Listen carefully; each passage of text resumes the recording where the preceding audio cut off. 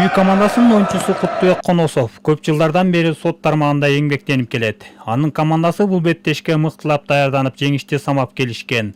Оюн учурунда Куттубек чабуучулук позицияда ойногондуктан өз командасын алдыга сүрөөнгө аракетин жасап жатты.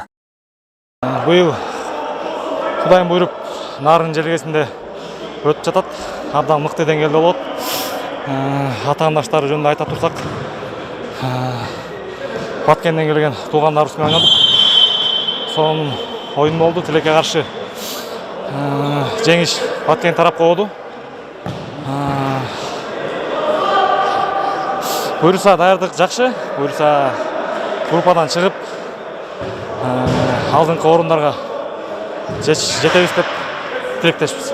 Жогорку соттун төрагасынын күбөгүнө арналган кичи футбол боюнча эстафеталык турнир жылына бир жолу өткөрүлөт. Быйыл бул республикалык мелдешти өткөрүү милдетин Нарын облустук соту алган. Алардын уюштуруусу менен оюндар Нарын шаарында өтүп, 11 команда 2 тайпага бөлүнүп беттеш өткөрүштү.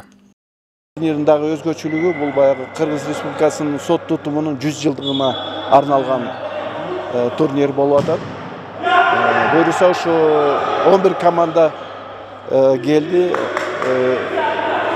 Ушул кызыктуу оюн, кызыктуу таймаш болот деп атабыз. Анан күчтүүсү жеңсин. Беттешке күбө болгон күйөрмандар да көп болду. Алар өз жаатына жан тартып, кызуу колдоп турушту. Нарын облусунун командасын колдоп келгенбиз. Биздин сот системасынын кызматкерлери ойноп жатат. Ошол буюрса кызыктуу оюн болот деп ойлойм. Анан жеңиш каалайм Нарын облусуна.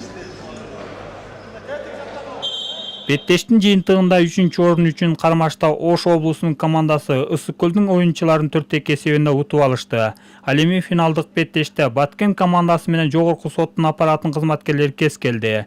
Натыйжада баткендиктер эч мүмкүнчүлүк бербей, 7-1 эсебинде жеңишти ийилип кетишти.